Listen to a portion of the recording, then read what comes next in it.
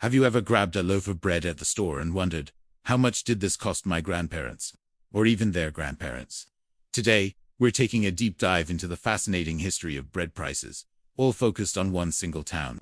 Let's travel back in time and see how the cost of our daily bread tells a much bigger story about history, technology, and the economy. Let's start our journey in the late 1800s. Back then, a loaf of bread would have set you back about 5 cents. Now, that sounds incredibly cheap, but remember, the average worker was earning just a few dollars a week. Bread wasn't just food.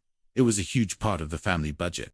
Most bread was baked locally, often in small, family-run bakeries that were the heart of the community. The smell of fresh bread would have filled the streets every morning.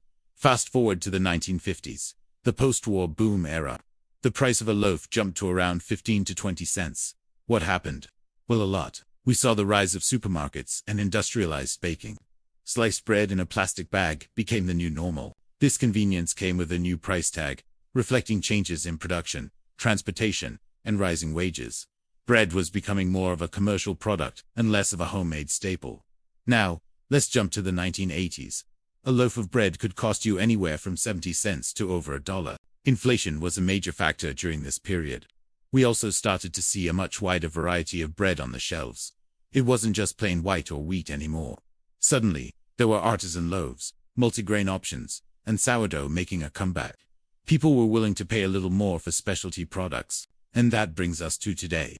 A simple loaf might be a couple of dollars, while a fancy artisan sourdough can easily be $7 or $8.